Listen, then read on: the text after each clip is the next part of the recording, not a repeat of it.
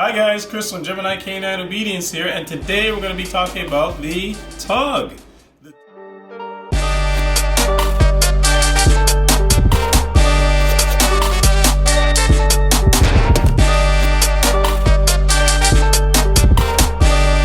The tug, traditionally used in the working dog world, it's an ideal toy for dogs that like to play tug-of-war.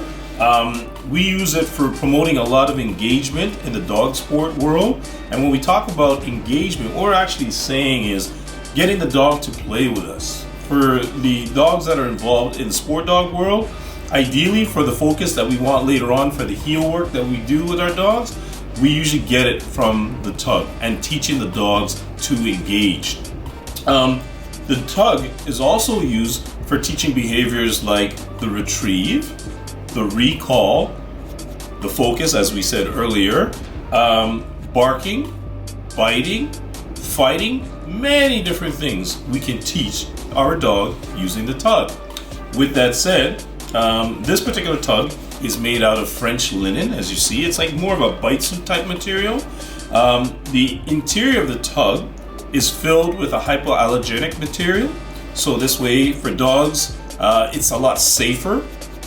Less chance of them producing any type of allergies because of what it's filled with. They also come in a jute-like material as well. The tug, also used in narcotic detection training, dog sports like we said earlier, and search and rescue. So there are many different applications for the use of our tug. Now the one that I'm holding in my hand right now is an obedience small tug with a double handle. So it gives you a little bit more leverage when working with your dog. We also have another obedience tug with a single handle. I like the single handle myself because it's easier to conceal. I can stick it in the back of my vest or in my side pocket of my pants. We also have a smaller version. This is called the Pocket. The Pocket, very nice tug. It's very flat, almost like a stick.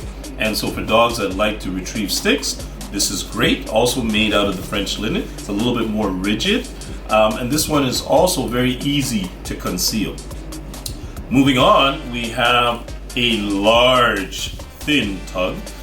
This we would use more so for preliminary work in our bite work or protection training, for teaching the dogs to once again bark, to bite, and we can teach them to counter or to fight. When we say to counter or to fight, teaching a dog to fight with a head shaking motion, or sometimes even going in to the tug with a deeper, fuller bite, or teaching the dog to pull away in the way of fighting.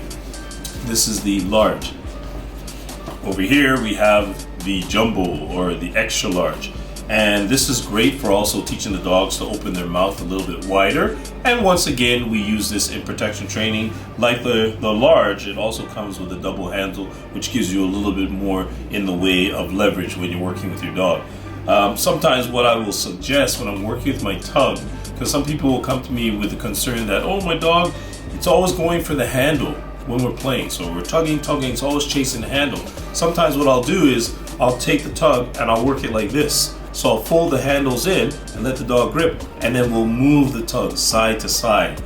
Another key point for the longevity of your tug, when I'm playing with my dog, I never allow the dog to gnaw away or chew or rip at the tug.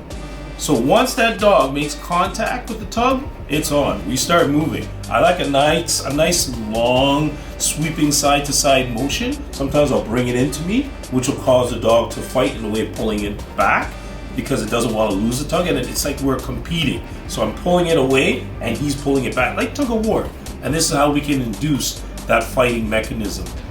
And again, by me moving the tug constantly, it doesn't give the dog time to, like I said, sit there and just gnaw away. Because some people will get it and they'll move a little bit and then they stop and they'll wait for the dog to do something. The dog will start to travel all over the tug, or it'll just start to pull away at the fibers. So once again, movement is important when we're playing with our dog.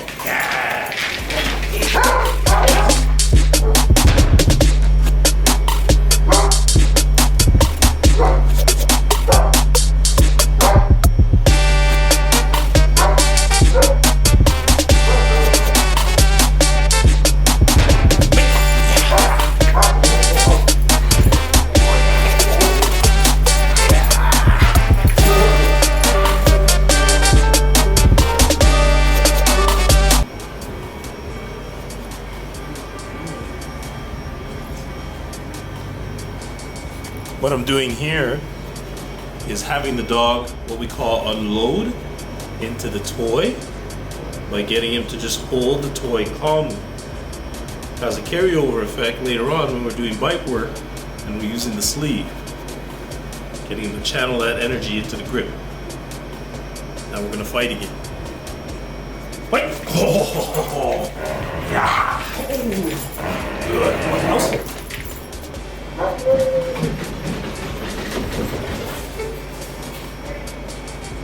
And right now, I'm just working on focus, getting the dog to stare intensely at the toy, which again has a carryover effect when we do our odor detection.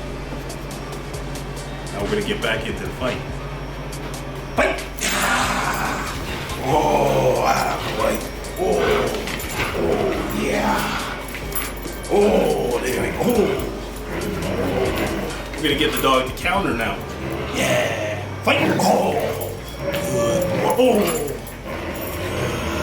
Yeah. And then, oh, good boy.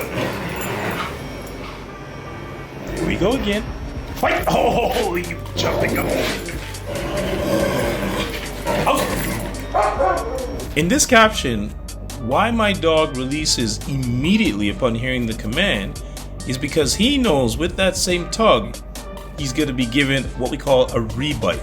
So it is a reward for outing instantaneously. You can do that with either one tug, or sometimes I'll bring out a second tug and we do what we call tradesies.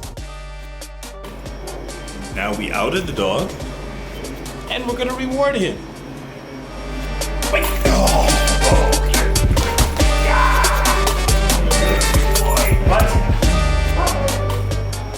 we just downed the dog, and now we're gonna reward him.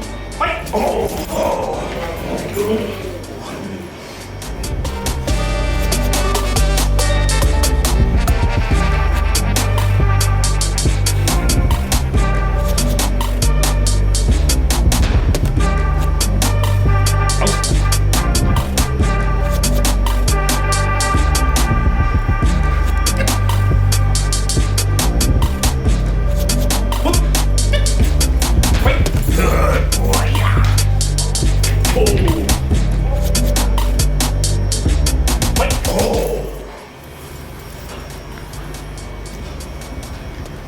I do this exercise with all my dogs.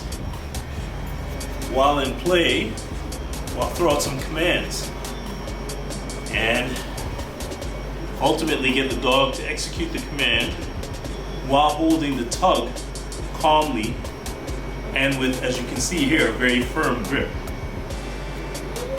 Out! He! Wait! Oh! Yeah! Wait! Oh, good boy. Good job.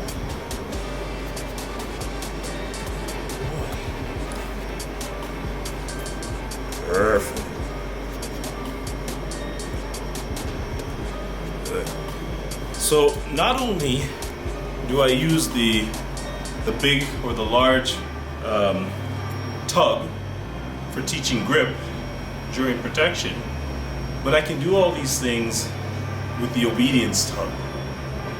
Again, the same material and to a certain extent the same thickness. Good. The same behavior.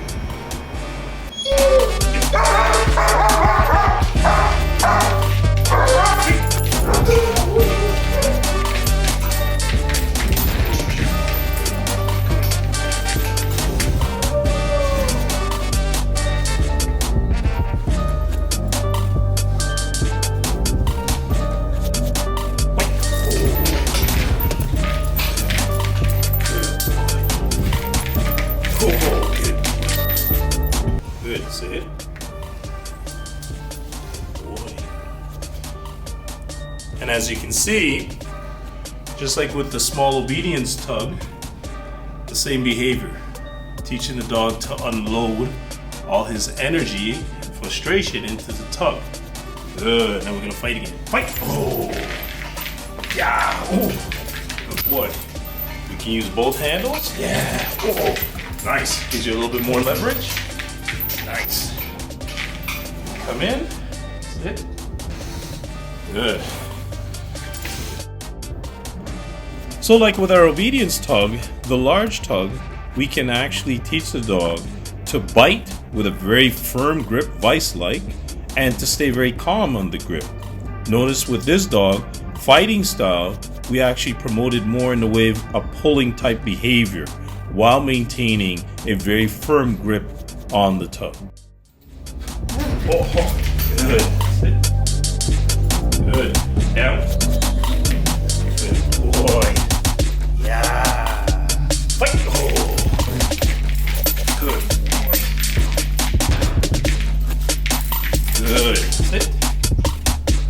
Good boy. Alright folks, that concludes our video on the training tug. If you enjoyed this video, don't forget to give it a thumbs up and stay tuned. We have a lot more interesting content coming up. Don't forget to subscribe. Take care.